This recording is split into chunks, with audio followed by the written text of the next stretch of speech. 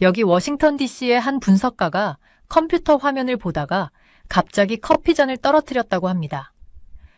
그의 손이 떨리기 시작했고 곧바로 동료들을 긴급히 불러 모았다고 하는데요. 이런 일은 처음이에요. 20년 동안 이런 적이 없었어요. 미국의 군사 전문가들이 한국의 새로운 미사일을 보고 충격에 빠졌다고 합니다.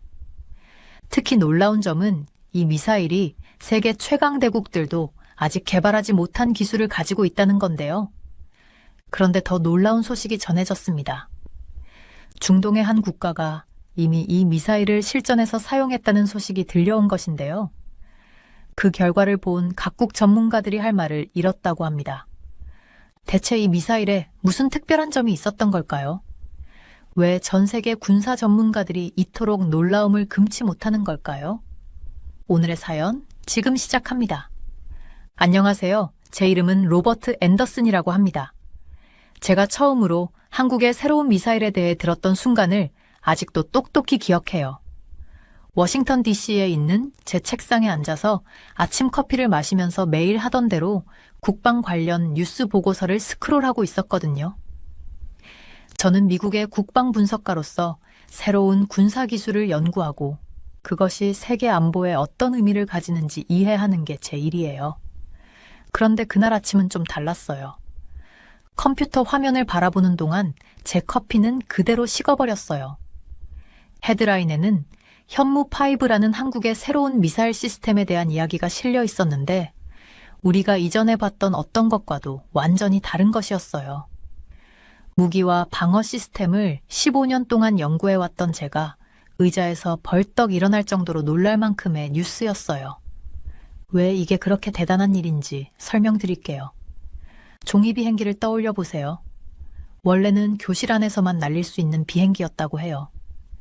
그런데 누군가가 그 종이 비행기를 학교 전체를 넘어가게 만들고 거기에 작은 물건까지 실을 수 있게 만들었다고 상상해 보세요. 한국이 현무5로 한 일이 딱 그런 일이었어요. 물론 훨씬 더 큰 규모로요.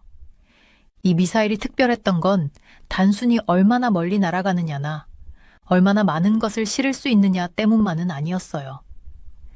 캘리포니아보다도 작은 나라 한국이 세계 최대 군사 강국들도 아직 만들어내지 못한 걸 만들어냈다는 사실이 진짜 놀라웠어요. 저는 바로 전화를 들어 중동 정치를 전문으로 하는 동료인 사라에게 전화를 걸었어요. 이거 봤어? 라고 물었더니 그녀도 봤다면서 저만큼이나 놀라워하더라고요. 우리는 이게 중동 같은 곳들에서 어떤 변화를 가져올지에 대해 이야기했어요. 그 지역은 항상 자기 방어를 걱정하는 나라들로 가득하니까요. 우리가 이야기하는 동안 추가 뉴스들이 계속 들어오기 시작했어요. 사우디아라비아가 이미 이 미사일 몇 기를 구매해서 예멘에서 후티 반군을 상대로 사용 중이라는 소식이었어요. 이건 더 이상 단순한 테스트가 아니었어요. 한국이 말한 대로 현무5가 실제로 작동한다는 걸 입증하는 실전 사례였어요. 그날 오전 내내 저는 다른 분석가들에게 이메일을 보내고 전화를 하느라 정신이 없었어요.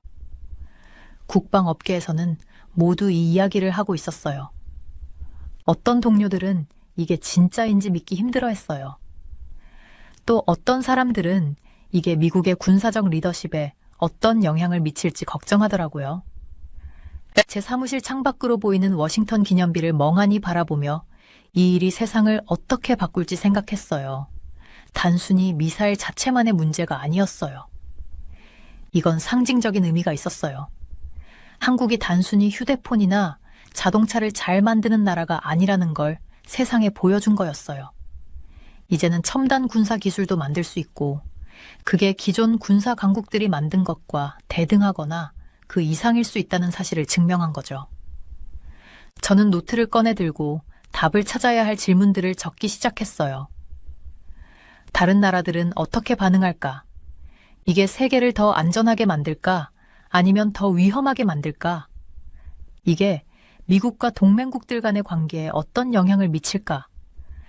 다른 나라들도 이 미사일을 사고 싶어 할까? 그날 오후 상사와의 회의가 있었어요. 상사가 이 사건이 세계 안보에 어떤 의미가 있는지에 대해 보고서를 써달라고 요청했어요.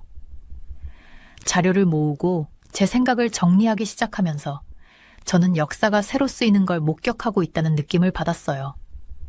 이건 단순히 또 다른 무기 시스템이 아니었어요. 세상이 변화하고 있다는 신호였어요. 제게 가장 흥미로웠던 건 군사력이 이제는 단순히 규모의 문제가 아니라는 점이었어요. 한국은 뛰어난 공학 기술과 첨단 기술만 있으면 작은 나라도 경쟁에서 이길 수 있다는 걸 증명했어요. 인터넷이 비즈니스 세계를 바꾼 것처럼 말이에요. 갑자기 작은 회사들도 적절한 기술만 있으면 대기업과 경쟁할 수 있게 된 것처럼요. 그날 저녁 해가 DC 위로 저물어가는 동안 저는 여전히 책상에 앉아 현무5에 대한 자료를 읽고 있었어요. 제 전화는 세계 곳곳의 동료들로부터 오는 메시지로 계속 울렸어요. 모두 같은 질문을 하고 있었어요. 이게 무슨 의미라고 생각해? 아직 모든 답을 가진 건 아니었지만 한 가지는 확실히 알았어요. 국방과 군사기술의 세계는 이제 예전 같지 않을 거라는 거죠. 한국이 게임의 판도를 바꿨고 모두가 그걸 주목하고 있었어요. 지금 돌아보면 그날은 세계 군사 역사의 새로운 장이 열리기 시작한 날이었어요. 그리고 저는 그 모든 과정을 한 뉴스 기사씩 지켜보고 있었던 거죠. 그날 아침 제 사무실에 앉아서 전 세계 뉴스 매체에서 쏟아지는 알림을 컴퓨터 화면으로 지켜보고 있었던 게 아직도 기억나요. 모두가 한국의 새로운 미사일 이야기를 하고 싶어 했어요. 방위 분석가로서 새로운 무기에 대해 읽는 건 익숙하지만 이번 건 뭔가 달랐어요. 국제 방위 커뮤니티에서 느껴지는 흥분은 제가 여태 경험했던 것과는 완전히 다른 수준이었죠. 제 핸드폰도 쉴 새 없이 울리며 여러 나라에 있는 동료들로부터 메시지가 왔어요. 이거 봤어? 라든지 현무5에 대해 어떻게 생각해? 같은 질문들이었죠. 저는 커피를 한 모금 마시고 노트를 펼치며 이 획기적인 기술에 대한 전 세계의 반응을 기록할 준비를 했어요. 가장 흥미로웠던 반응은 이스라엘에서 나왔어요. 예루살렘에서 열린 기자회견에서 이스라엘 국방부 장관이 연설하는 모습을 라이브 스트리밍으로 지켜봤죠. 장관은 단상에 서서 진지한 표정으로 이 미사일의 특별한 점을 설명했어요. 한번 생각해 보세요. 라며 팔을 넓게 벌리더니 이 미사일은 5km를 날아갈 수 있습니다. 이는 뉴욕에서 런던까지의 거리와 비슷해요. 그런데 그와 동시에 작은 자동차 무게에 맞먹는 탄두를 운반할 수 있죠. 라고 말했어요. 그가 이 미사일의 위력을 묘사했던 방식이 정말 인상적이었어요. 복잡한 군사용 용어는 전혀 쓰지 않고 간단하게 이렇게 표현했죠. 이 시스템은 핵기술을 사용하지 않으면서도 핵무기에 가까운 힘을 가지고 있습니다. 그 말을 듣자 방 안의 기자들이 의자 앞으로 몸을 기울이며 빠르게 노트에 펜을 움직이는 모습이 보였어요. 전 세계 반응을 계속 지켜보다가 흥미로운 점을 발견했어요. 평소 경쟁 관계에 있는 나라들조차 입을 모아 같은 말을 하고 있었거든요. 모두 이 미사일을 원한다는 거였어요.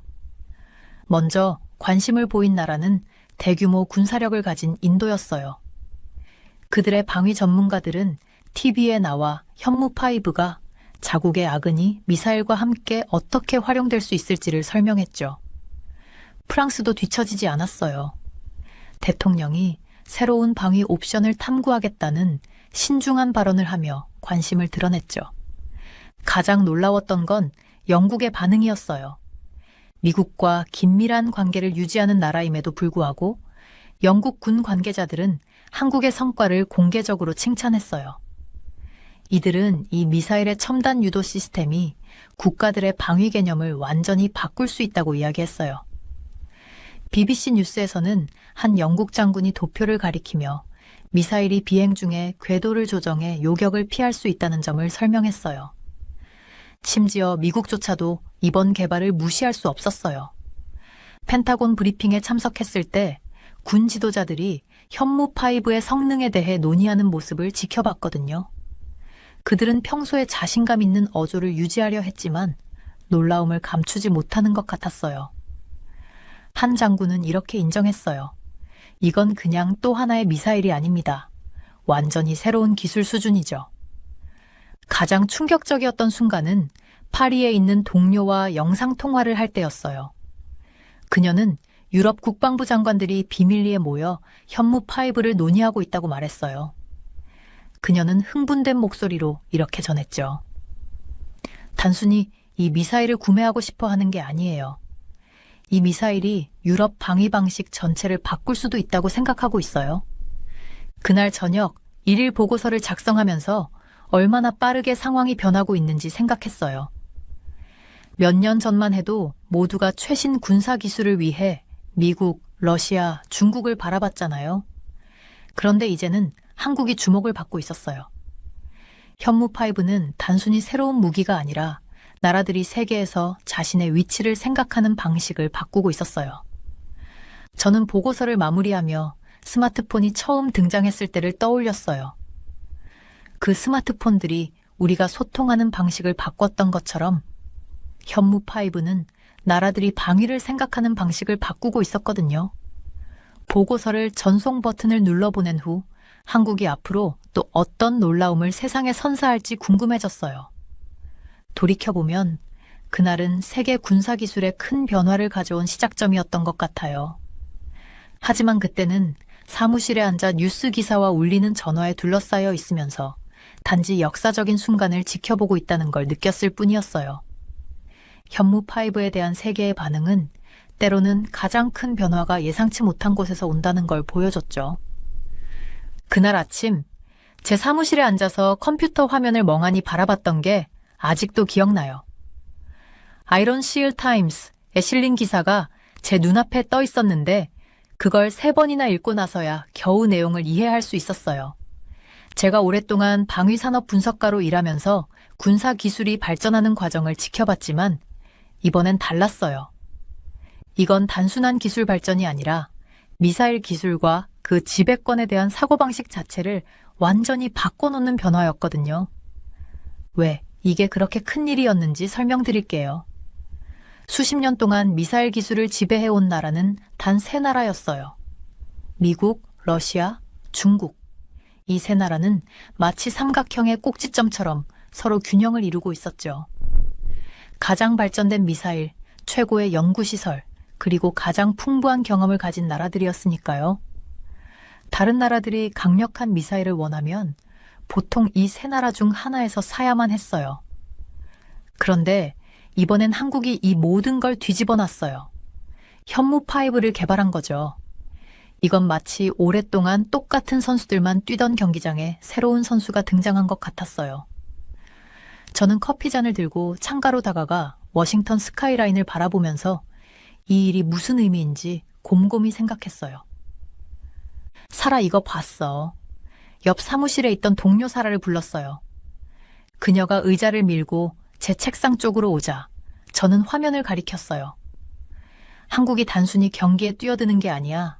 규칙 자체를 바꿔버리고 있어. 현무5는 다른 미사일들이 할 수 없던 걸 할 수 있었어요.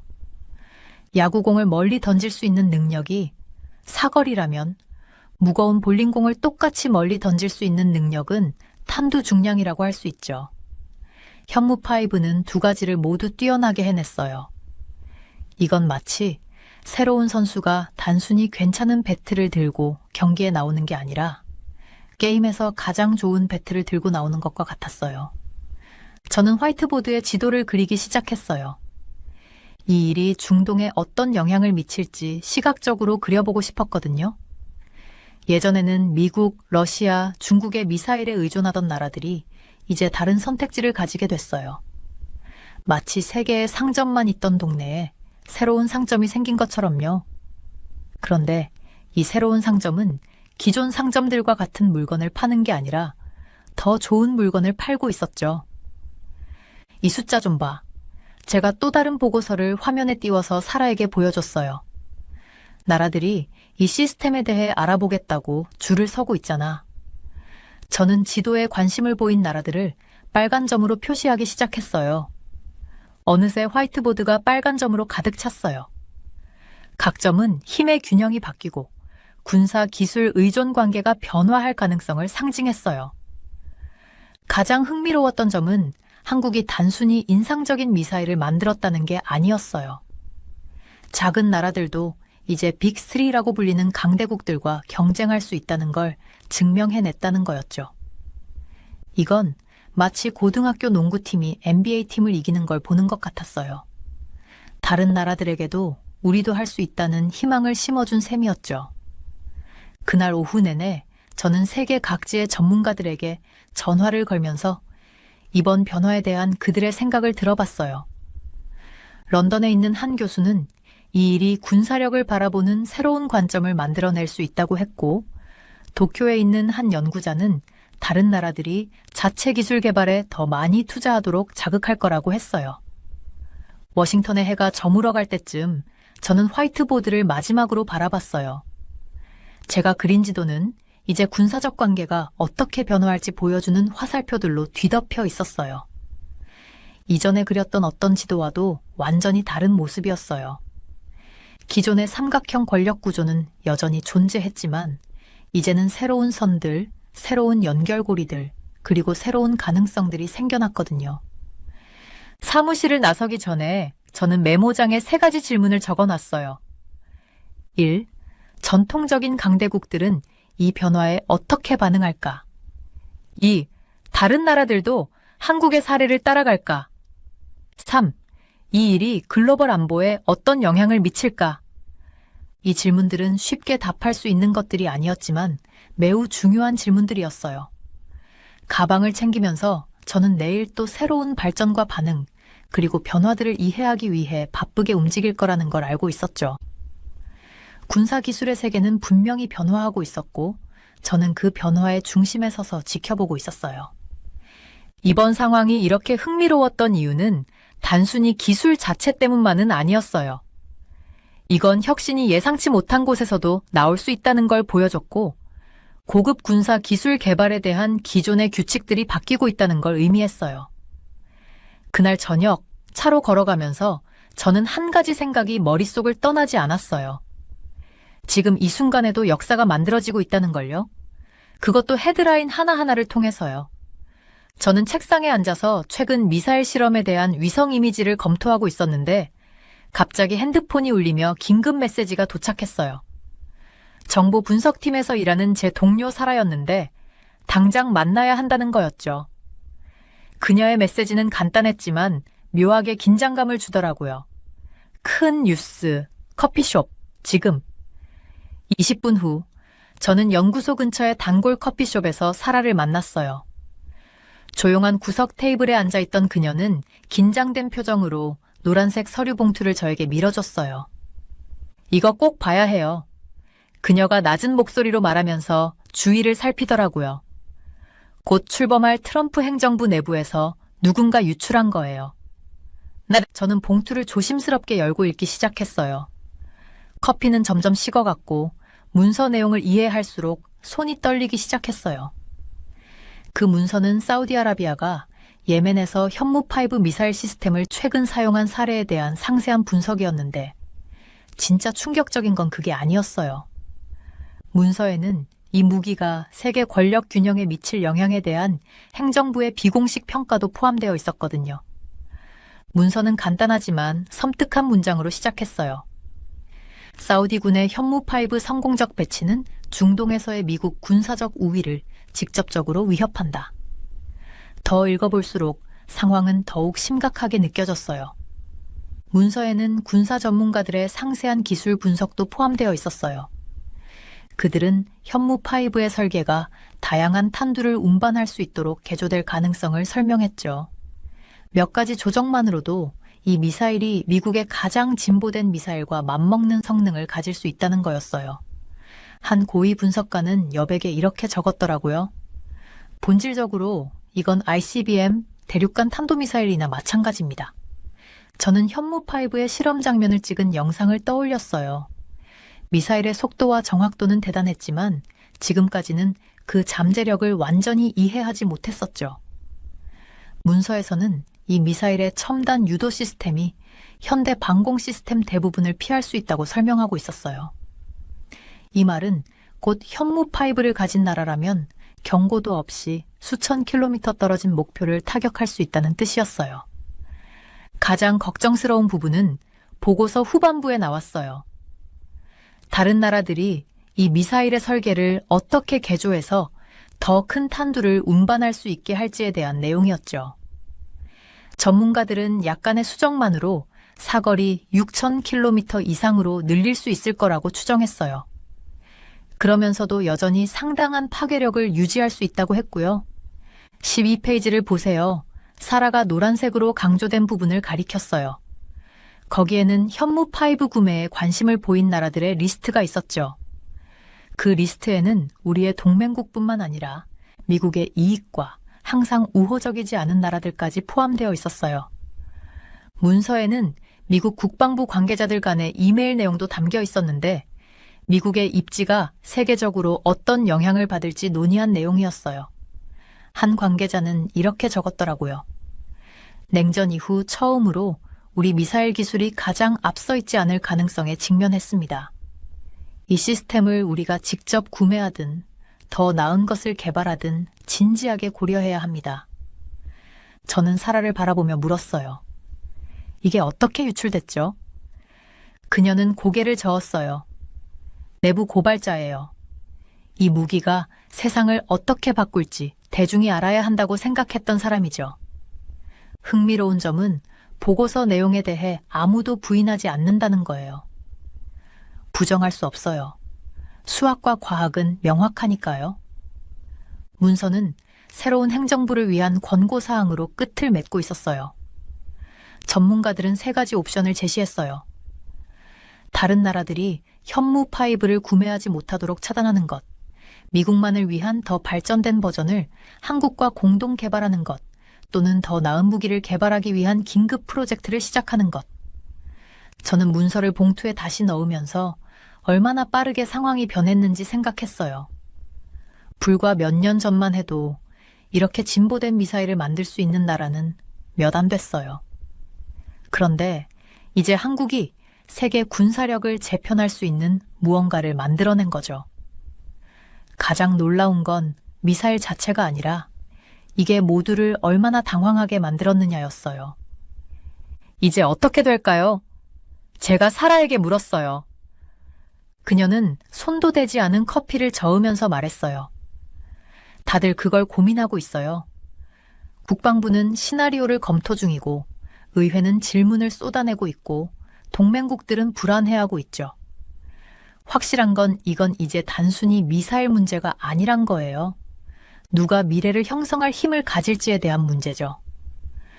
사무실로 돌아가는 길에 저는 이 한 가지 무기 시스템이 이렇게 넓은 범위의 우려를 불러일으켰다는 게 머릿속을 떠나지 않았어요. 현무5는 단순히 미사일이 아니었어요. 세계가 얼마나 빨리 바뀔 수 있는지 보여주는 상징이었죠. 전통적인 군사 강국들이 첨단 기술을 가진 새로운 주자들에게 도전을 받고 있었고 아무도 이 변화에 어떻게 대응해야 할지 확신하지 못하고 있었어요. 그날 남은 시간은 제 분석 보고서를 업데이트하면서 보냈어요. 유출된 문서는 현무5의 능력에 대해 제가 갖고 있던 의심을 대부분 확인해줬지만 동시에 새로운 의문도 생기게 했어요. 이게 군사계획에 어떤 영향을 미칠까요? 세계 안정에는 어떤 의미가 있을까요? 그리고 무엇보다 세계 주요 강국들은 이 권력 균형 변화에 어떻게 반응할까요? 워싱턴 기념비가 보이는 사무실에 앉아 있는데 제 전화가 계속해서 울렸어요. 몇 분마다 또다시 알림이 뜨면서 한국의 현무5 미사일에 관심을 보이는 국가들 소식이 들어왔죠. 군사기술을 15년간 추적해왔지만 이번처럼 전 세계적으로 이런 반응이 쏟아지는 건 처음 봤어요. 인도가 발표한 거 봤어요? 제 동료 사라가 사무실 문틈으로 고개를 내밀며 물었어요. 그녀는 태블릿을 흔들면서 오늘 아침의 헤드라인을 보여줬죠. 저는 고개를 끄덕이며 피곤한 눈을 비비려고 안경을 벗었어요. 정말 흥미롭지 않아요? 인도는 자기네도 뛰어난 아그니 미사일 프로그램을 가지고 있으면서도 현무5를 손에 넣으려고 하잖아요. 컴퓨터 화면에 기술 사양을 띄워봤어요. 현무 파이브는 정말 독특했어요. 세 가지를 탁월하게 해내거든요. 무거운 무기를 실을 수 있고 아주 먼 거리를 날아갈 수 있으며 요격이 거의 불가능하게 움직일 수 있죠. 마치 무거운 짐을 실은 첨단 종이 비행기가 바다를 건너면서도 잡으려는 걸 요리조리 피해가는 걸 상상하면 돼요. 인도가 관심을 보이는 것도 저로서는 당연하게 느껴졌어요. 그들만의 미사일이 있음에도 현무5는 다른 가능성을 제시하니까요. 인도군 수뇌부는 공공연히 이런 미사일을 방어 시스템에 추가하는 건 마치 여러 열쇠 묶음에 마스터키를 하나 더 추가하는 것과 같다고 했어요. 더 많은 옵션과 유연성을 제공해준다는 거죠. 하지만 인도만이 아니었어요. 제 이메일함은 유럽 전역의 연락처들로부터 온 메시지들로 가득했어요. 프랑스, 영국, 독일도 심각하게 관심을 보이고 있었거든요. 이들 국가들은 이미 강력한 무기들을 가지고 있었고 심지어 핵무기도 있었지만 현무5를 새로운 가치로 여겼어요. 란드 연구소 보고서 봤어요? 제가 사라에게 말하면서 화면에 보고서를 띄웠어요. 란드는 세계에서 가장 신뢰받는 연구기관 중 하나인데 방금 현무5의 성능에 대한 자세한 연구 결과를 발표했더라고요. 보고서에서는 이 미사일의 특별한 점, 즉 이중 탄두 설계를 강조하고 있었어요. 두 개의 공을 던지는 걸 상상해보세요. 그런데 그 공들이 공중에서 방향을 바꿀 수 있다고 생각해보세요. 이게 바로 현무5의 이중 탄두 시스템이 작동하는 방식이에요. 이런 설계 덕분에 목표물에 접근하는 미사일을 요격하는 게 거의 불가능해지는 거죠. 회의실로 걸어가서 벽에 걸린 세계 지도를 봤어요.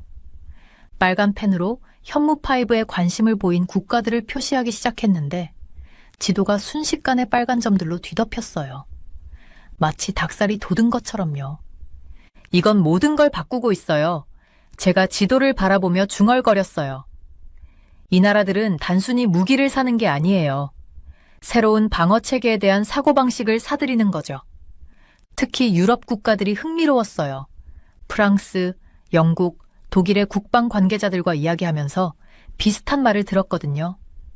이들은 현무5를 핵무기에 의존하지 않으면서도 자국을 보호할 수 있는 방법으로 보고 있었어요.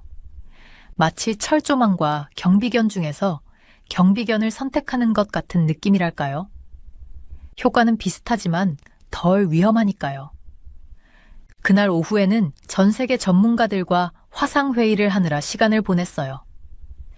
베를린 대학교의 한 교수는 현무5가 유럽 방어 계획에 어떻게 맞춰질 수 있는지 설명했고, 인도의 은퇴한 장군은 이 미사일이 군사훈련과 전략을 어떻게 바꿀 수 있을지 자신의 생각을 공유했어요. 런던의 한 안보 분석가는 이 기술이 국제관계에 어떤 영향을 미칠지 논의했죠. 해가 워싱턴 하늘 아래로 지면서 책상 위로 긴 그림자가 들이오고 있었는데 마지막으로 중요한 문서를 하나 받았어요. 우리 연구팀이 작성한 최신 분석 보고서였는데 현무5가 글로벌 안보를 어떻게 변화시킬 수 있을지에 대한 내용이었어요. 이 미사일이 방어 시스템을 회피할 수 있다는 점 때문에 각국은 자국을 보호하는 방식을 새롭게 고민해야 한다는 거였죠. 이 하나의 기술이 세계 군사 지형을 재구성하는 모습을 생각해 봤어요. 단순히 강력한 무기를 갖는 것 이상의 의미가 있었어요. 이 무기가 각국의 관계에 영향을 미치고 있었거든요. 경쟁 관계였던 국가들이 방어 협력을 논의하기 시작했고, 가까운 동맹국들은 이 새로운 기술에 접근하려고 경쟁하기 시작했어요. 가방을 싸서 집으로 향하려는데 세상이 변하고 있다는 생각을 떨칠 수 없었어요. 현무5는 단순히 미사일이 아니었어요. 기술이 세계 권력의 균형을 어떻게 바꿀 수 있는지를 보여주는 상징이었어요. 내일은 더 많은 소식과 반응, 그리고 변화가 찾아올 거예요. 하지만 지금은 운전하며 이런 생각을 좀 정리해야겠어요. 저는 싱크탱크 사무실에 앉아서 워싱턴 기념비 너머로 해가 지는 모습을 바라보며 각국에서 현무5를 구매하고 싶다며 보낸 요청서 더미를 검토하고 있었어요. 책상 위에 쌓인 서류들은 매일같이 점점 높아지는 것 같았어요. 20년 넘게 군사기술을 연구해왔지만 이런 상황은 처음 봤어요. 믿기 힘들 정도로 전화가 많이 와요. 아시아 외교 관계를 전문으로 하는 제 동료 사라가 커피 2잔을 들고 제 사무실로 들어오며 말했어요. 그녀는 저에게 한 잔을 건네고는 제 책상 맞은편 의자에 앉았어요. 도시 내 모든 대사관이 한국이 현무 파이브를 어떻게 처리할지 알고 싶어 하네요. 저는 커피를 한 모금 마시고 고개를 끄덕였어요. 한국이 이 상황을 헤쳐나가는 걸 보는 게 참 흥미로워요. 제가 말했어요. 세계에서 가장 주목받는 군사기술을 갑작스레 손에 넣게 됐고, 이제는 이 모든 관심을 어떻게 처리할지 고민해야 하니까요. 현무5의 성공은 한국의 세계적 위상을 거의 하루아침에 바꿔놓았어요. 매주 강의에서 대학원생들에게 설명했듯이 마치 한국이 미사일계의 스마트폰을 발명한 것 같았어요. 모두가 갖고 싶어 하지만 잘못된 사람들에게 기술이 넘어가면 심각한 문제가 생길 수도 있는 거죠. 저는 컴퓨터 화면에 관심 국가들을 표시한 지도를 띄웠어요. 빨간 점들이 거의 모든 대륙을 덮고 있었어요. 이것 좀 봐요. 제가 사라에게 말했어요. 한국은 이런 국제적 관심을 감당해 본 적이 없어요. 보통은 자동차, 휴대폰, 그리고 대중음악을 수출하는 나라로 알려졌는데 이제는 훨씬 복잡한 문제를 다뤄야 하네요. 제가 보기엔 한국이 직면한 가장 큰 과제는 그동안 쌓아온 다양한 관계들을 균형 있게 유지하는 거였어요. 미국과의 긴밀한 우정을 계속해서 유지하면서도 다른 나라들과의 점점 깊어지는 관계도 잘 관리해야 했죠. 마치 파티에서 모든 친구들이 동시에 자신과 춤추길 원할 때 누구를 먼저 선택하느냐에 따라 누군가를 서운하게 만들지 않도록 조심해야 하는 것 같았어요. 문제를 더 복잡하게 만드는 건 한국이 현무5를 누구에게 판매할지 신중히 고민해야 한다는 점이었어요. 판매 하나하나가 지역 내 세력 균형에 영향을 줄 수 있었거든요. 예를 들어 인도에 판매하면 파키스탄이 위협을 느낄 거고 사우디아라비아에 판매하면 이란이 걱정할 거였어요. 마치 체스판 위에서 하나의 움직임이 연쇄 반응을 일으킬 수 있는 것처럼요. 흥미로운 점은 제가 사라에게 말하며 화면에 다른 문서를 띄웠어요. 한국이 이 상황을 이용해 세계 정치에서 더 중요한 역할을 할 수 있다는 거예요. 단순히 무기를 파는 게 아니라 영향을 파는 거죠. 저는 최근 서울 방문 때 만났던 몇몇 한국 국방 관계자들이 떠올랐어요. 그들은 기술적 성과에 자부심을 느끼면서도 그에 따른 책임감에 대해서도 걱정하고 있었어요. 한 관계자는 제게 이렇게 말했어요. 우리는 이 기술을 세상을 더 평화롭게 만드는 데 사용하고 싶지, 더 위험하게 만들고 싶지 않습니다. 그게 바로 핵심적인 도전 과제였어요. 강력한 무기를 판매하면서도 어떻게 세상을 더 안전하게 만들 수 있을지에 대한 문제요. 한국은 이를 신중히 다루기 위해 몇 가지 접근법을 시도하고 있었어요. 첫째, 한국은 현무5를 구매할 수 있는 나라에 대한 엄격한 기준을 마련하고 있었어요. 단순히 돈이 있는 나라를 보는 게 아니라 그 나라가 이 무기를 책임감 있게 사용할 수 있을지를 판단하고 있었어요. 둘째, 각국에 제공하는 미사일의 버전을 다르게 만들고 있었어요. 일부는 사거리가 짧거나 탄두가 작은 버전을 제공받았는데 이는 그 나라의 필요와 신뢰도에 따라 결정됐어요. 셋째, 한국은 현무5를 구매 논의의 출발점으로 삼아 평화와 안보에 대한 더 큰 대화를 시작하려 했어요. 미사일 구매를 논의하러 온 나라들과 지역 내 긴장 완화 방안에 대해서도 함께 논의하려는 거였죠. 제 휴대전화가 뉴스 알림으로 진동했어요. 또 다른 나라가 현무5 구매에 대한 공개적 관심을 표명했다는 소식이었어요. 제가 그 알림을 사라에게 보여주자 그녀는 고개를 저으며 웃었어요. 한국 외교관들이 정말 바쁘겠어요. 그녀가 말했어요. 정말 그래요. 제가 대답했어요. 하지만 이건 한국이 세계에서 자신의 역할을 재정립할 기회이기도 해요. 20년 전만 해도 사람들은 한국을 전쟁에서 회복 중인 나라로 주로 생각했죠. 그러다 기술과 대중문화로 알려지기 시작했고, 이제는 세계 안보를 유지하는 데 기여하는 나라로 자리 잡을 수도 있을 거예요. 다시 창밖을 보며 앞으로 몇 년간 이 상황이 어떻게 전개될지 생각했어요. 한국이 새로운 군비 경쟁을 일으키지 않고 현무5를 판매하는 데 성공할 수 있을까요? 이 기회를 이용해 세계 평화를 위한 더 강한 목소리를 낼 수 있을까요? 다른 나라들이 한국이 이 책임을 공정하게 감당할 거라고 신뢰할까요? 하늘이 보랏빛으로 물들어가는 워싱턴을 보며 우리는 지금 역사가 만들어지는 현장을 보고 있다는 생각이 들었어요. 한국은 단순히 미사일을 판매하는 게 아니라 글로벌 안보의 주요 플레이어로 첫 발을 내디디고 있었어요. 현무5를 다루는 방식이 앞으로 수십 년간 한국의 국제적 평판을 결정짓게 될 거예요. 그럼 사라가 자리에서 일어나며 말했어요. 어떻게 되든 한 가지는 확실하네요. 한국이 예전과 같은 나라로 보이진 않을 거예요. 저도 동의하지 않을 수 없었어요. 현무5는 모든 것을 바꿔놨고 이제 세계가 한국의 다음 행보를 주목하고 있었어요. 여기 무안공항 추락 사고를 취재하던 한 외신 기자가 충격적인 사실들을 마주하게 됩니다. 단순한 항공사고라고 생각했던 이 사건 뒤에는 누군가의 치밀한 계획이 숨어 있었던 것인데요. 그가 발견한 첫 번째 단서는 한 지역 신문의 수상한 기사였습니다. 사고가 일어나기도 전에 마치 예언이라도 하듯 정확한 비행기 정보를 담고 있었죠. 하지만 이것은 시작에 불과했습니다. 정치인들의 비밀스러운 만남, 수상한 주식 거래, 그리고 계속해서 등장하는 의문의 숫자 817. 진실에 다가갈수록 주변 사람들은 하나둘 입을 다물기 시작했고 심지어 그의 생명까지 위협받는 상황에 이르게 되는데요. 도대체 무안공항에서 어떤 일이 벌어졌던 걸까요? 그리고 이 모든 것의 배후에 있는 사람들의 정체는 무엇일까요? 충격적인 진실이 담긴 오늘의 이야기, 지금 시작합니다. 안녕하세요. 제 이름은 마이클 브라운이라고 합니다. 저는 제 인생에서 가장 큰 이야기가 제 뒷마당에서 일어날 줄은 전혀 예상하지 못했어요. 서울에서 기자로 일하면서 저는 보통 먼 곳의 사건들을 다뤄요.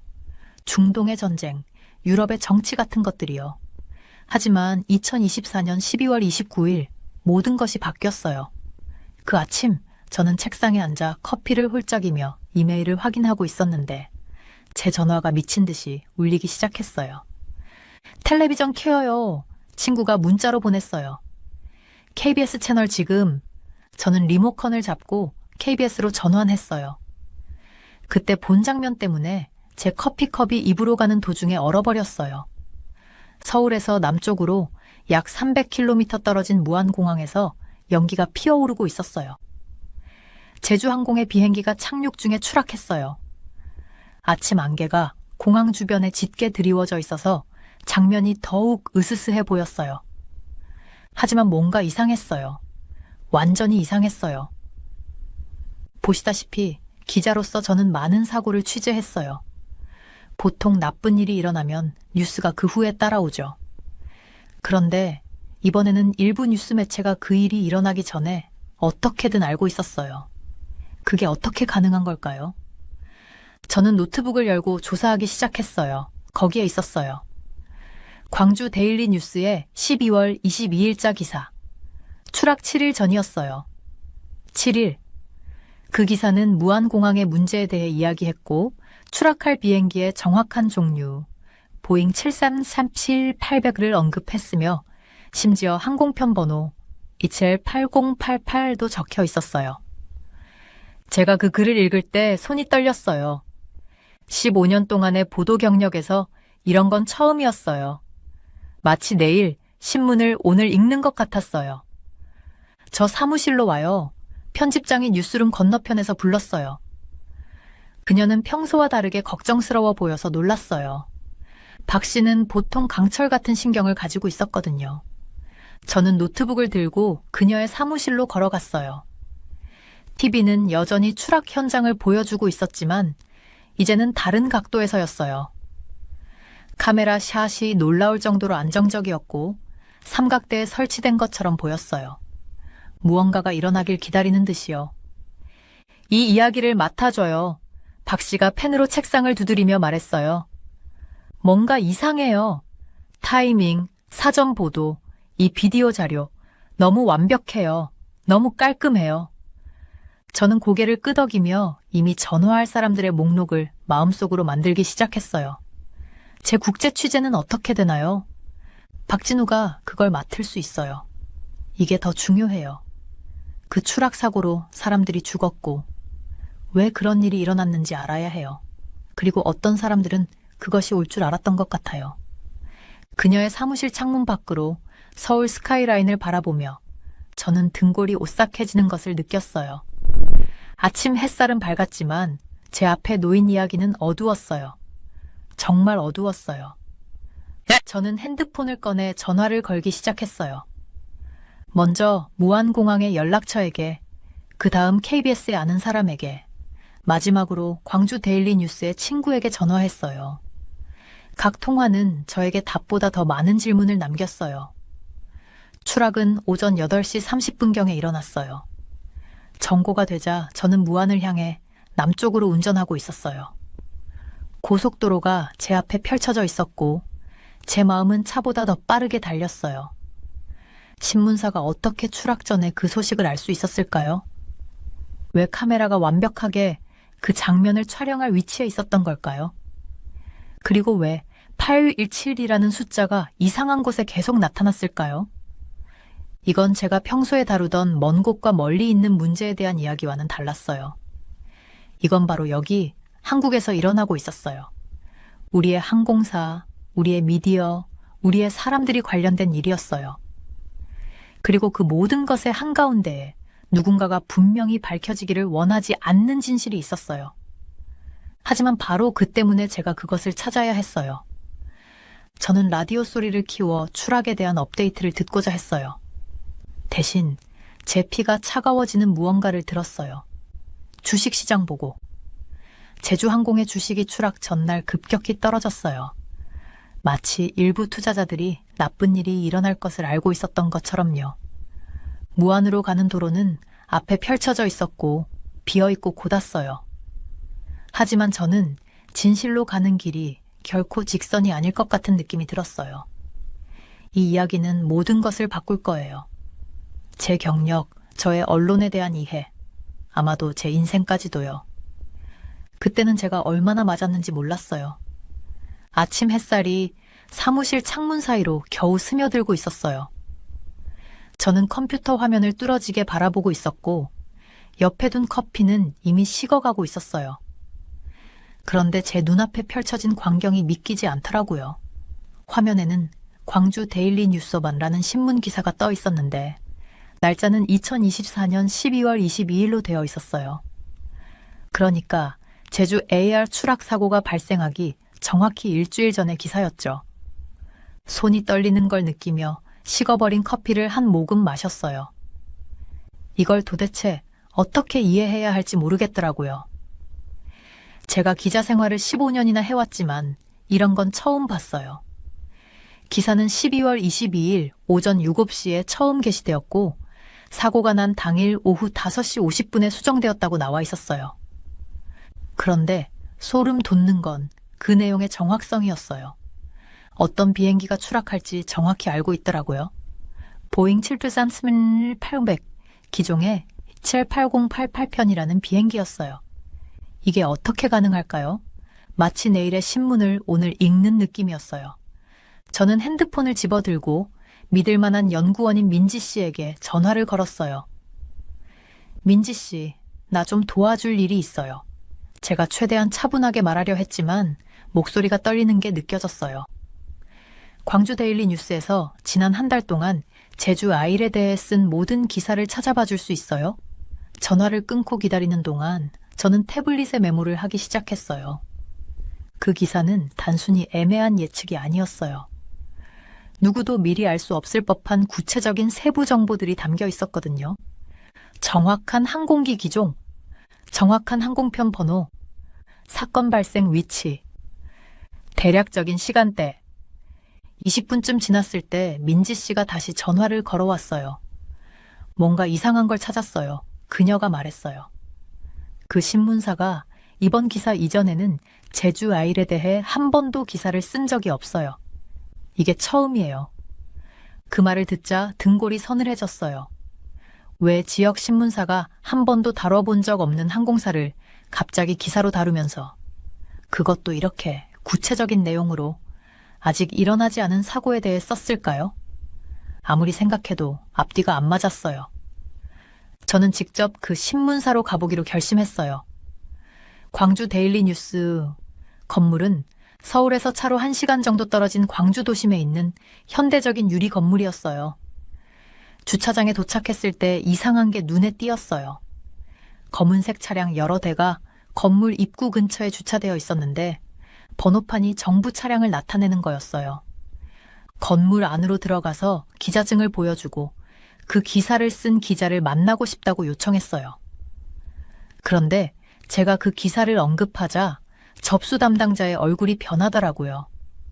죄송합니다. 그녀가 불편한 듯 말했어요. 그 기자는 더 이상 여기서 일하지 않아요. 제가 언제 그만뒀냐고 묻자 그녀는 어제요 라고 대답했어요. 정말 묘하게도 말이죠. 저는 명함을 남기고 다시 차로 돌아왔어요. 머릿속이 복잡했어요. 미래의 비행기 추락 사고에 대해 너무나도 정확한 기사를 쓴 기자가 사고 다음 날 갑자기 사라졌다니요. 이건 단순히 이상한 수준을 넘어섰어요. 무섭더라고요. 사무실로 돌아오자마자 화이트보드에 모든 걸 정리하기 시작했어요. 누가 비행 정보에 미리 접근할 수 있었을까? 그 신문사는 어떻게 이런 정보를 얻었을까? 왜 그걸 기사로 냈을까? 지금 그 기자는 어디에 있을까? 기사가 처음 게시되고 수정된 사이에 10시간 동안 무슨 일이 있었을까? 그때 핸드폰이 진동했어요. 모르는 번호로부터 문자가 왔어요. 그 기사는 원래 게시되지 말았어야 했습니다. 일정이 잘못됐습니다. 몇 초 뒤 또 다른 문자가 왔어요. 삭제하세요. 스크린샷을 찍으려 했지만 두 메시지는 곧바로 사라져버렸어요. 저는 의자에 몸을 기대며 한숨을 내쉬었어요. 심장이 쿵쾅거렸어요. 이건 단순히 신문 기사에 관한 이야기가 아니었어요. 누군가는 추락 사고를 미리 알고 있었어요. 누군가는 사람들에게 경고하려 했거나 어쩌면 더 복잡한 무언가가 있었던 거겠죠. 어쨌든 저는 계속 파헤쳐야겠다고 생각했어요. 창밖으로 보이는 서울 스카이라인을 보며 깨달았어요. 이 이야기는 제가 예상했던 것보다 훨씬 큰 사건이었어요. 그 선행 보도는 우연이나 단순한 추측이 아니었어요. 이건 훨씬 더 큰 퍼즐의 한 조각이었어요. 그리고 제가 그걸 알아차린 이상 그냥 넘어갈 수는 없었어요. 사람들에게 진실을 알릴 필요가 있었어요. 누군가는 이걸 숨기고 싶어 하는 것 같았지만요. 저는 노트북을 열고 새로운 문서를 시작했어요. 앞으로 무슨 일이 생기든 모든 걸 기록으로 남겨야겠다고 생각했어요. 뭔가 느낌이 오더라고요. 이건 이제 막 시작일 뿐이고 이런 질문을 하는 사람은 저밖에 없을지도 모르겠다고요. HR8088편의 진실은 어딘가에 있었어요. 그리고 저는 반드시 그걸 밝혀낼 거였어요. 그 비행기 추락 사고를 담은 영상은 보면 볼수록 뭔가 이상했어요. 우리나라 공영방송사인 KBS가 그 영상을 계속해서 방송했거든요. 그들은 골프장에서 누군가 촬영한 영상이라고 했고 그 골프장의 주소가 도대리 817이라고 밝혔어요.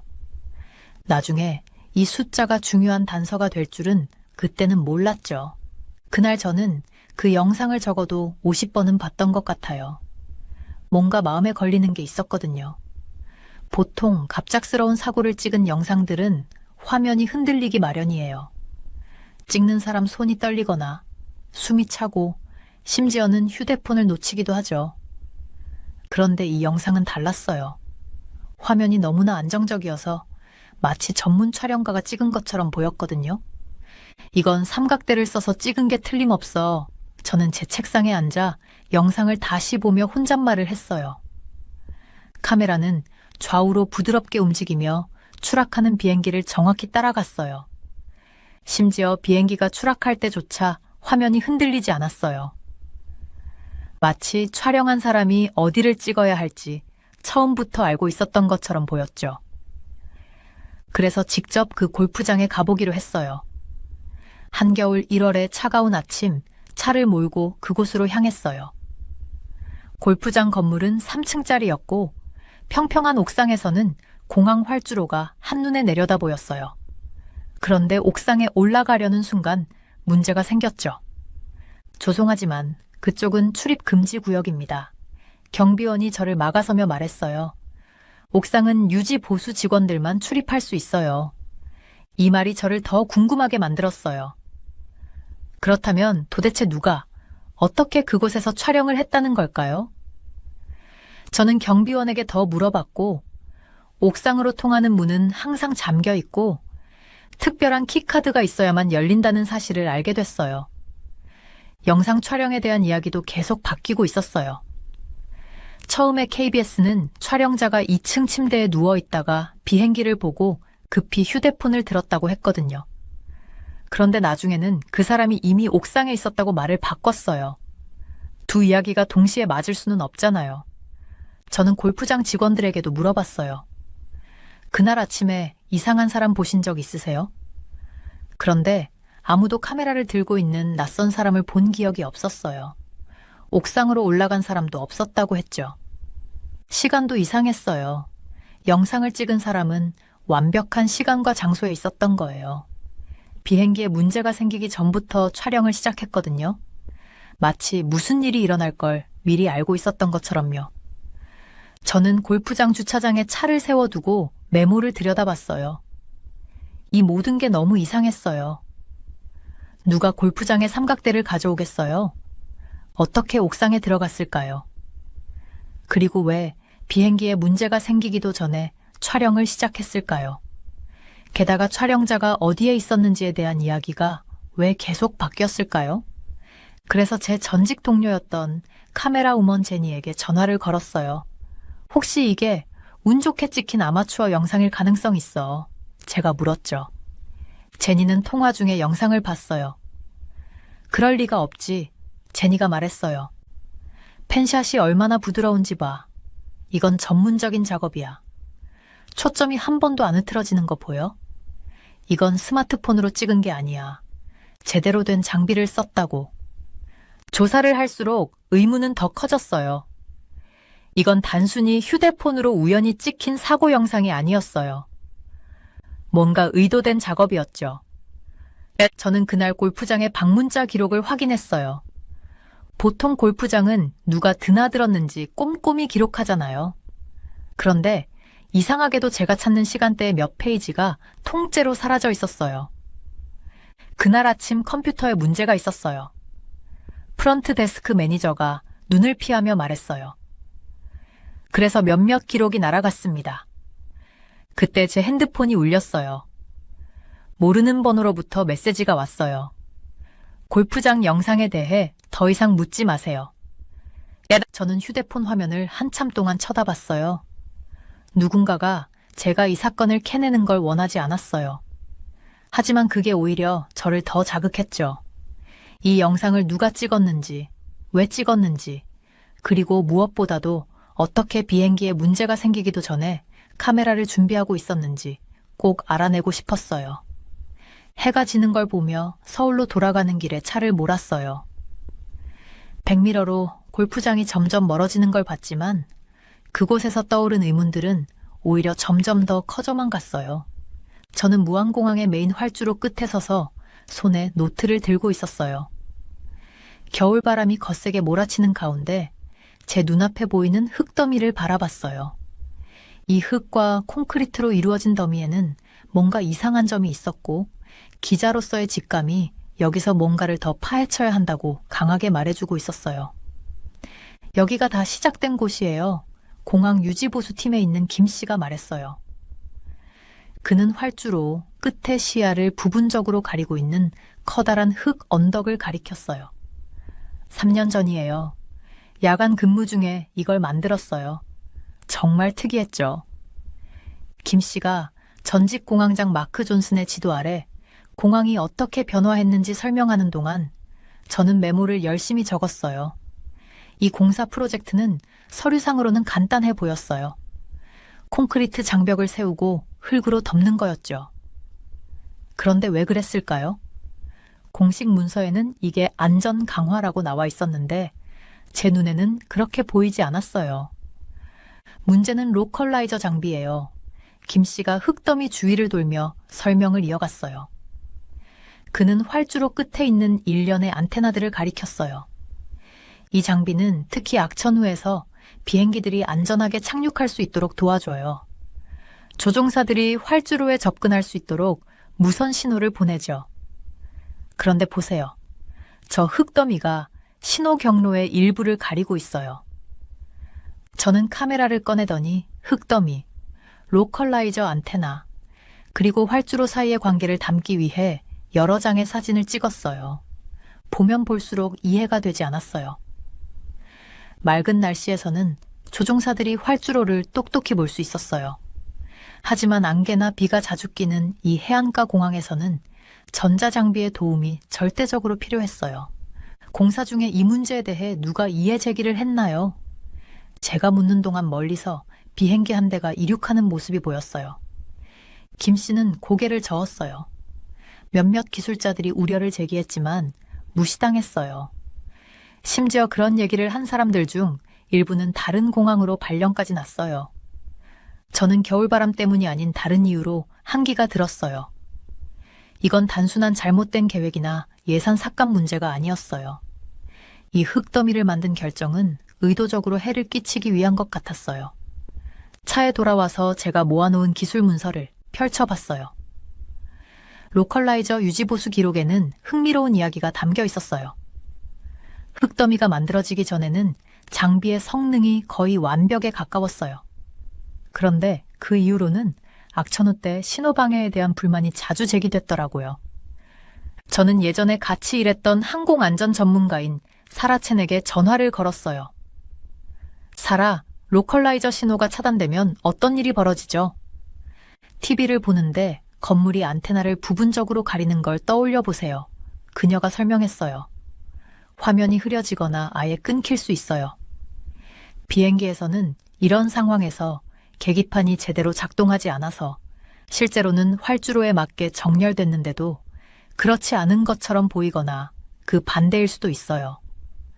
악천후에서는 정말 위험한 상황이에요. 상황이 심각했어요.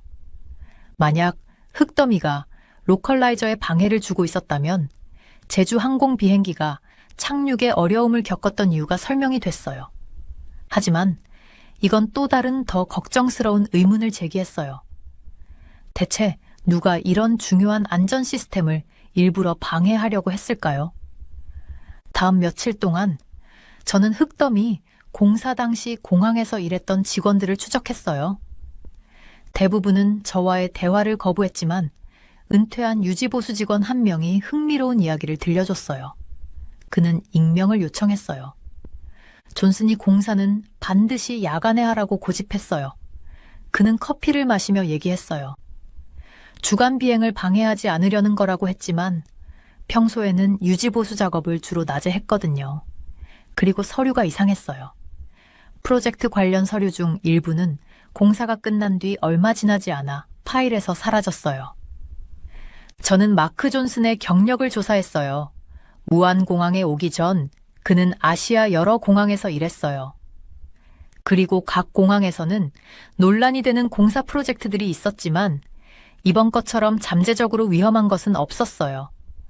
조사하면 할수록 의문이 더 많아졌어요. 왜 활주로 착륙 장비를 방해할 수 있는 흙더미를 만들었을까요? 왜 공사를 밤에 했을까요? 왜 문제를 제기한 직원들이 발령을 받았을까요? 그리고 가장 중요한 건 이 모든 게 제주 항공사고와 어떻게 연결되는지였어요. 그날 밤 늦게 저는 사무실에서 흙더미 사진을 바라보고 있었어요. 컴퓨터 화면에는 사고 당일의 날씨 데이터를 띄워놓고 있었죠. 짙은 안개가 껴있어서 조종사들은 로컬라이저 같은 장비에 전적으로 의존할 수밖에 없는 상황이었어요. 만약 누군가 사고를 유도하려고 했다면 이런 장비를 손상시키는 게 효과적인 방법이었겠죠. 그때 김 씨에게 메시지가 왔어요. 문서 더 찾았어요. 내일 만날까요? 저는 바로 답장을 보냈어요. 만나겠다고요. 이 이야기는 끝나지 않았고 흙더미는 훨씬 더 큰 음모의 시작일 뿐인 것 같았어요. 노트를 정리하며 저는 이 공사가 단순히 흙더미를 만드는 게 아니었다는 생각을 지울 수가 없었어요. 이건 공항의 안전 시스템의 약점을 만들어내는 작업이었고 누군가는 그 약점을 정확히 이용할 줄 알았던 것 같았어요. 저는 15년 동안 기자로 일해왔어요. 그동안 작은 디테일이 가장 큰 이야기를 들려줄 때가 많다는 걸 배웠죠. 무안공항 참사를 깊이 파헤치면서 한 가지 세부 사항이 자꾸 눈에 띄었는데 그건 바로 숫자 8B17이었어요. 처음엔 단순히 우연이라고 생각했는데 기자로서의 본능이 이걸 그냥 넘기면 안 된다고 알려줬어요. 처음엔 골프클럽에서 시작했어요. 그 수상한 영상이 촬영된 장소 말이죠. 주소가 도대리 8B17번지였어요. 그냥 평범한 도로 번호겠지 하고 제 노트에 적어두었죠. 그런데 그 숫자가 제 주변에서 계속 나타나기 시작하는 거예요. 마치 떨쳐낼 수 없는 그림자처럼요. 어느 저녁엔가 사고에 대한 KBS 뉴스 영상을 100번쯤 본 것 같은 상태였어요. 눈이 피곤해서 이제 그만 보고 하루를 마무리하려던 순간 뭔가가 제 눈에 들어왔어요. 화면 구석에 아주 짧은 순간 동안 숫자 87인실이 보였어요. 너무 빨리 지나가서 대부분의 시청자들은 절대 알아차리지 못할 거예요. 영상을 반복해서 다시 돌려보면서 제가 잘못 본 게 아닌지 확인했죠. 그런데 분명히 그 숫자가 있었어요. 그런데 왜 거기 있었을까요? 저는 8B17과 관련된 모든 걸 시간순으로 정리해보기로 했어요. 사무실 벽에 커다란 화이트보드를 놓고 그 위에 하나씩 연결하기 시작했죠. 가장 먼저 골프클럽 주소를 적었고 그 다음 KBS 뉴스 영상에서 발견한 숫자를 추가했어요. 조사를 하면 할수록 화이트보드엔 연결고리가 점점 많아졌어요. 그러다 심장이 두근거릴 만한 사실을 발견했어요. 무안공항 주변에는 제한된 공역이 있어서 군사 기술에 대해 조사하던 중이었죠. 그 과정에서 중국제 드론 CH-877에 대한 정보를 찾게 된 거예요. 이 드론은 그냥 평범한 드론이 아니었어요. 아주 정밀하고 목표를 명확히 겨냥하는 작전을 위해 설계된 모델이었죠. 이런 드론은 공항 시스템에 간섭할 수도 있겠다는 생각이 들었어요. 저는 서울대학교에서 수학을 가르치는 친구 민지한테 전화를 걸었어요. 만약 이 숫자 817이 독립적인 사건들에서 나타난 거라면 이게 우연일 가능성은 얼마나 될까 하고 물었죠. 거의 없다고 봐야 해. 그녀가 말했어요. 진짜 독립적인 사건들이라면 이렇게 반복해서 나타날 가능성은 매우 낮아. 저는 패턴을 더 잘 보려고 간단한 다이어그램을 만들었어요. 골프클럽, 도대리 8B17번지, KBS 방송, 화면에서 스쳐간 8B17, 군사 관련성, CH-817 드론, 날짜 패턴, 초기 보고서에서 언급된 8월 관련 내용, 시간 패턴, 여러 목격자들이 언급한 오후 5시 17일.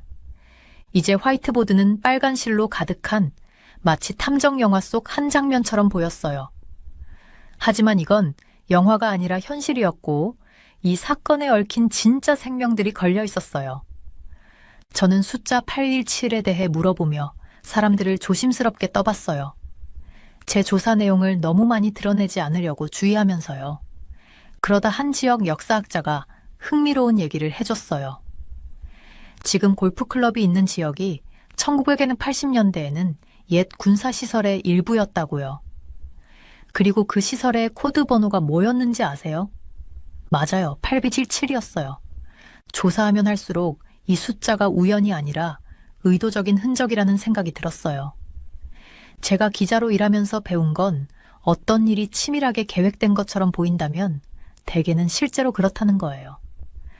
누군가 어딘가에서 이 숫자가 눈치 빠른 사람들에게만 보이길 원했던 것 같았어요. 저는 예전에 숫자가 중요한 역할을 했던 사건들을 떠올려 봤어요. 워터게이트 사건의 224호실, 9.11 항공편들, 버니 매도프의 사기를 폭로했던 숫자들. 가끔은 숫자가 단어로는 설명할 수 없는 이야기를 들려줄 때가 있잖아요. 제 조사는 점점 취재라기보다는 암호 해독처럼 느껴졌어요. 매일 밤 침대에 누워 877이라는 숫자에 대해 생각했어요. 이게 무슨 뜻일까? 경고일까? 흔적일까? 아니면 누군가에게 보내는 메시지일까? 아니면 제가 없는 패턴을 억지로 만들어내고 있는 걸까? 구름 속에서 모양을 본다고 주장하는 사람들처럼요. 현실 감각을 잃지 않으려고 가능한 설명들을 목록으로 만들어 봤어요. 1. 순전히 우연, 날이 갈수록 가능성은 점점 낮아 보였죠. 2. 관련자들이 남긴 의도적인 흔적. 3. 다른 사람들에게 보내는 암호나 신호. 4. 조사관들을 엉뚱한 방향으로 유도하기 위한 혼란. 제 발견을 편집장에게 공유했을 때 그는 제가 과민 반응한다고 말할 줄 알았어요. 그런데 그는 의자에 기대 앉더니 절대 잊지 못할 말을 했어요. 기자 세계에선 이렇게 완벽한 우연은 존재하지 않아. 계속 파헤쳐봐. 숫자 817은 이제 단순한 숫자가 아니었어요. 이 사건의 모든 걸 연결하는 실처럼 느껴졌어요. 열쇠는 맞는데 아직 열쇠에 구멍이 없는 그런 느낌이었죠. 이게 얼마나 중요한 열쇠가 될지 저는 알 수 없었어요. 조사를 계속할 준비를 하면서도 이 숫자가 우리에게 뭔가를 말하려는 것 같다는 느낌을 지울 수가 없었어요. 제 경험상 너무 완벽해서 우연일 리 없어 보이는 일은 대개 진짜로 우연이 아니었거든요. 문제는 이 모든 뒤에 누가 있었고 그들이 우리에게 무엇을 말하려 했느냐는 거였죠. 사무실 창밖으로 해가 저물고 있었어요. 화이트보드에 그려진 연결선들이 긴 그림자를 드리웠죠. 내일은 이 사건의 정치적 측면을 들여다보기로 했어요. 하지만 오늘 밤은 817이라는 숫자가 머릿속에서 맴돌았어요. 퍼즐 조각 하나가 제대로 끼워지지 않은 느낌처럼요. 퍼즐 조각들이 하나씩 맞춰지고 있었지만 한 가지 중요한 영역을 더 살펴봐야 했어요. 바로 정치였죠. 기자로 일하면서 큰 사고 뒤에는 종종 정치적인 연결고리가 있다는 걸 배웠거든요. 그리고 제가 다음에 발견한 사실은 심장을 두근거리게 했어요. 우선 소셜미디어를 살펴봤어요. 사고 직후 이상한 일이 벌어졌더라고요. 한 국회의원이 이제 다르게 보인다는 똑같은 내용의 글이 수천 개나 동시에 올라온 거예요. 그 국회의원은 집권당의 중요한 인물인데 이 글들은 뭔가 진짜 사람들보다는 컴퓨터가 만들어낸 것처럼 보였어요. 이런 건 한국 정치에서 종종 봐왔던 일이에요. 누군가가 여론을 조작하려고 가짜 메시지를 퍼뜨리는 경우죠. 이건 여론 조작이라고 불리고 분명히 불법이에요. 그런데 항공사고와 관련해서 왜 이런 일을 했을까요? 더 깊이 조사해봐야겠다고 생각했어요. 그러다 주식시장에서도 이상한 점을 발견했어요. 사람들이 회사 주식을 사고 파는 걸 아시죠? 그런데 제주에일의 주식에서 이상한 움직임이 있었어요. 사고가 나기 바로 전 금요일 오후에 사람들이 갑자기 이 회사 주식을 대량으로 팔아치웠더라고요. 주가가 약 850에서 7,000로 빠르게 떨어졌는데 주식시장에서 이렇게 짧은 시간에 큰 폭으로 떨어지는 건 흔치 않은 일이에요. 이건 저한테 뭔가 낯익은 느낌이었어요. 바로 내부자 거래 같은 일이 떠올랐거든요. 내부자 거래는 어떤 회사에 안 좋은 일이 생길 걸 미리 알고 주식을 팔아치우는 걸 말해요. 마치 그 사람들이 예언이라도 하듯이 아니면 이번 경우엔 사고가 날 걸 미리 알고 있었던 것처럼요. 그 다음엔 그 국회의원의 행동을 좀 더 자세히 들여다보기로 했어요. 사고가 나기 몇 주 전 그가 공항 관계자들과 여러 차례 비공개 회의를 가졌더라고요. 이 자체로는 이상할 게 없지만 그의 공개 일정에는 이 회의들이 전혀 기록돼 있지 않았어요. 그의 사무실 직원 중 한 명이 실수로 언급하지 않았다면 저도 몰랐을 일이에요. 그리고 그 시점에 흥미로운 일이 또 있었어요. 비공개 회의가 끝나자마자 광주 데일리 뉴스에서 사고를 예견한 듯한 기사가 나왔거든요. 단순한 우연일까요? 제 기자로서의 본능은 그렇지 않다고 말했어요. 또 한 가지 알아낸 게 있었어요. 몇몇 대기업들이 무한공항을 통해 운송될 화물에 대해 엄청난 금액의 보험을 가입했더라고요. 이건 사고가 나기 몇 주 전 일이었어요. 물론 회사들이 보험을 드는 건 당연한 일이지만 이 정도로 큰 금액은 흔하지 않았어요. 마치 뭔가 나쁜 일이 일어날 걸 알고 있었던 것 같았죠. 조사하면 할수록 더 많은 연결고리가 보였어요. 그 국회의원의 사무실과 몇몇 기업인들 사이에 늦은 밤에 오간 전화 통화가 있었고 돈이 여러 은행 계좌를 통해 알 수 없는 방식으로 움직였어요. 그리고 공항 안전점검과 관련된 중요한 문서들이 정부 파일에서 사라졌더라고요. 제 사무실에서 탐정 영화처럼 커다란 보드에 사건들을 연결하면서 빨간 줄을 이어가기 시작했어요. 점점 뚜렷해지는 그림은 단순한 항공사고가 아니었어요. 이건 돈, 권력, 그리고 정치가 얽힌 사건이었어요. 하지만 여기서 제일 걱정스러웠던 건 저와 이야기하려던 사람들이 하나둘씩 저를 피하기 시작했다는 거였어요. 이야기하겠다고 약속했던 공항 직원은 갑자기 휴가를 떠났고 서류를 도와줬던 정부 직원도 제 전화를 받지 않았어요. 심지어 제가 평소에 연락하던 정치권의 정보원들마저 답변을 하지 않더라고요. 그래서 제가 알아낸 모든 걸 비밀 노트에 기록하고 복사본도 만들었어요. 기자로 오래 일하다 보니 큰일을 알아냈을 땐 자신과 정보를 보호해야 한다는 걸 알거든요. 사무실에 한 부, 집에 한 부, 그리고 믿을 만한 친구에게 한 부를 맡겼어요. 혹시라도 무슨 일이 생길 걸 대비해서요. 마지막으로 발견한 증거는 12월 22일 아침 그 국회의원 사무실에서 걸려온 전화 통화 녹음이었어요. 그날은 신문 기사가 나왔던 날이기도 해요. 전화 속 한 사람이 이렇게 말하더라고요. 모든 게 계획대로 진행되고 있습니다. 817 프로토콜이 가동 중입니다. 그 숫자가 또 나왔어요. 골프장의 주소와 같았던 그 827 말이에요. 이번 조사에서 계속해서 나타난 그 숫자가요. 이게 단순한 우연일 리 없었어요.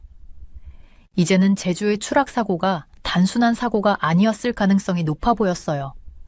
이건 정치인, 기업인, 그리고 그 밖의 사람들이 관여한 치밀하게 계획된 사건일지도 몰랐어요. 하지만 이걸 증명하는 건 위험한 일이었죠. 제 힘만으론 부족했어요. 그래서 이 보고서를 쓰게 된 거예요. 진실은 드러나야 하니까요. 하지만 이젠 제 개인의 문제가 아니에요. 이 모든 연결고리를 조사할 특별조사팀이 필요해요. 우연치고는 너무 많고 수상한 행동들도 많았어요. 그리고 이 비극이 일어나기 전에 이를 알고 있었던 사람들이 분명히 있었어요. 이제 문제는 단순히 사고가 어떻게 일어났는지가 아니에요.